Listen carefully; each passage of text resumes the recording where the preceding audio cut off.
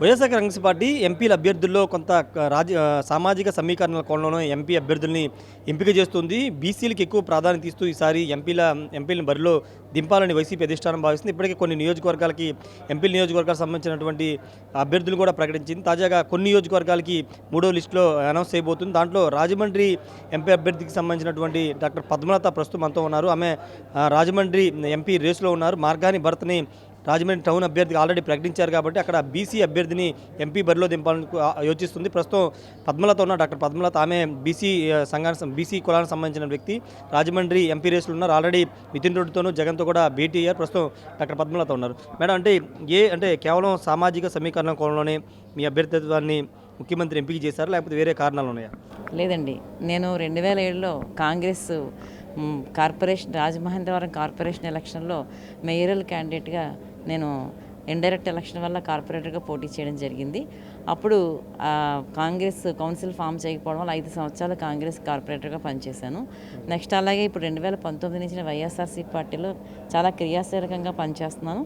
అలాగే తూర్పుగోదావరి జిల్లా వైద్య విభాగం అధ్యక్షురాలుగా కూడా నేను జగనన్న ఆరోగ్య సురక్ష 45 రోజులు కూడా ఒక దీక్షగా రోజుకి 2-3 ప్రాంతాలు అంటే డిఫరెంట్ నియోజకవర్గాల్లో తిరిగి నేను కేడర్ని అందరినీ కూడా ఉత్తేజపడమే కాకుండా ఈ ఆరోగ్యశ్రీతో పాటు మిగతా సంక్షేమ పథకాలు జగన్మోహన్ రెడ్డి గారు చేస్తున్న సంక్షేమ పథకాలు అసలు నభూతో నా భవిష్యత్ first of it's kind Jagananna ఆరోగ్య సురక్ష కూడా not only in Andhra, in India it self first of it's kind that preventive strategy with ఒక కార్పొరేట్ సెటప్తో అన్ని రిజిస్ట్రేషన్స్ కానీ ఎగ్జామినేషన్ ఆఫ్ పేషెంట్స్ కానీ ఇన్వెస్టిగేషన్స్ కానీ ట్రీట్మెంట్ కానీ ఉంది.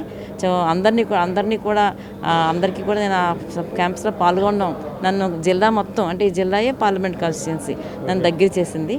సో అదే కాకుండా నేను బీసీ సామాజిక వర్గానికి చెందిందని అలాగే బీసీ సంఘంలో కూడా జాతీయ సంఘానికి జాతీయ మహిళా అధ్యక్షురాలుగా మహిళా బిల్లు పెట్టమని చెప్పి అందులో బీసీ సబ్ కోటా ఉండాలని చెప్పి నేను 2 సార్లు ధర్నా చేయడం జరిగింది.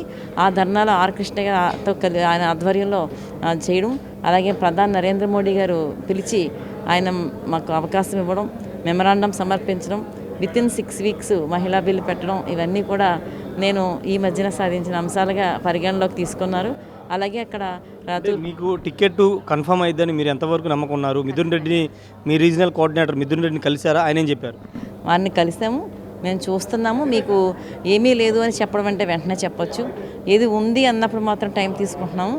మీరు స్వయంగా అన్నగారు దృష్టిలో ఉన్నారు. అలాగే బీసీ సామాజిక వర్గానికి మహిళకి ఇవ్వడంలో సర్వేలు అన్నీ కూడా మీకు పాజిటివ్గా ఉన్నాయి, మీరు ముందు వరుసలో ఉన్నారని చెప్పారు జరిగింది. అంటే ఇప్పుడు ఉమ్మడి గోదావరి జిల్లాలకు సంబంధించి టీడీపీ జనసేన పొత్తు ఇంపాక్ట్ చాలా ఎక్కువ ఉంటుంది కాబట్టి వైసీపీ బీసీ జపం చేస్తుందంటున్నారు. ఆ కోణాన్ని మీకు ఇచ్చారనుకుంటున్నారా? బీసీ జపం చేయడం కాదండి, ఆయన పెట్టిన సంక్షేమ పథకాలన్నీ కూడా, ఎందుకంటే మేము చెప్తున్నాం బహుజనులు సమాజంలో 80% ఉన్నారని చెప్పేసి వారు పేదరికంతో ఉంటారు, వారి సంక్షేమ పథకాలు అన్నీ కూడా అనుభవిస్తున్నది బీసీ ఎస్సీ ఎస్టీస్ అండ్ అదే కాకుండా ఎప్పుడో చెప్పారు ఆయన లాస్ట్ ఇయర్ కూడా, అంటే జనసేన టీడీపీ పొత్తు లేకముందు ఇదే రాజమండ్రి ఎంపీ సీట్ని మార్గాని భరత్ అనే బీసీ ఒకటికి కేటాయించడం జరిగింది. అదే ట్రెడిషన్ కంటిన్యూ చేస్తూ, ఎందుకంటే తూర్పుగోదావరి జిల్లాలో గతంలో 3 పార్లమెంట్లో కాకినాడ ఓసీకి ఇచ్చారు, ఎస్సీ అమలాపురం ఎస్సీ రిజర్వ్ అయింది. న్యాచురల్గా ధర్మంగా, ఎందుకంటే బీసీలు ఎక్కువగా ఉండే రాజమండ్రి పార్లమెంట్ని ఫస్ట్ టైం 72 సంవత్సరాల తర్వాత ఆయన ఒక బీసీ ఒకటి కేటాయించారు. ఆయన ఎమ్మెల్యేగా షిఫ్ట్ అవడంతో మళ్ళీ ఒక బీసీ లేడీకి, ఇక్కడ అందరూ జెంట్స్ లేడీస్ మారారు, ఇంతకు ముందున్న లేడీస్కి ఇవ్వట్లేదు అమలాపురం కానీ కాకినాడ కానీ. సో లేడీని రిప్రజెంట్ చేయడం కోసం బీసీ మహిళగా సెలెక్ట్ చేశారు.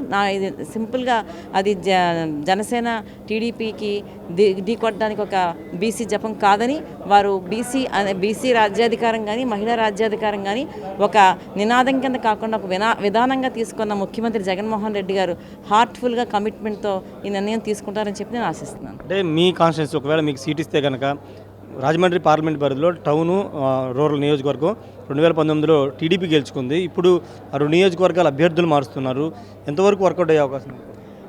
ఖచ్చితంగా ఈ చేంజ్ అయితే ఒక పాజిటివ్ రిజల్ట్ని ఇస్తుందని చెప్పి నేను ఆశాభావాన్ని వ్యక్తం చేస్తున్నాను. Thank you madam. మొత్తంగా అయితే తన పేరు దాదాపుగా ఖరారు అవుతుందనే ఆశాభావాన్ని పద్మలత వ్యక్తం చేస్తున్నారు. డాక్టర్ పద్మలత ఆల్రెడీ మిథున్ రెడ్డితో కూడా మాట్లాడారు, జగన్తో కూడా ఒకసారి భేటీ జరిగింది. రాజమండ్రిలో ఆల్రెడీ 2019లో మార్గాని భర్తకి సీట్ ఇచ్చారు. ఆయన బీసీ సామాజిక వర్గానికి సంబంధించిన వ్యక్తి గెలిచారు. ఇప్పుడు అదే సాంప్రదాయాన్ని కొనసాగిస్తూ బీసీ సామాజిక వర్గానికి చెందిన తనకు టికెట్ కేటాయిస్తే నమ్మకం ఉందని చెప్తుంది. ఆల్రెడీ అధిష్టానం కూడా దాదాపు గ్రీన్ సిగ్నల్ ఇచ్చినట్టు తెలుస్తుంది. ఈ రోజు లేదా రేపు వచ్చే లిస్టులో తన పేరు ఉంటుందనే ధీమాని పద్మలత వ్యక్తం చేస్తున్నారు. కెమెరా పర్సన్ పనీతో రాజేష్ ఆర్టీవీ తాడేపల్లి నుండి. మరిన్ని వీడియోస్ కోసం ఛానల్ ని సబ్స్క్రైబ్ చేయండి, లేటెస్ట్ అప్డేట్స్ కోసం వాట్సాప్ ఛానల్ ని ఫాలో చేయండి అండ్ లింక్ డిస్క్రిప్షన్ లో ఉంది.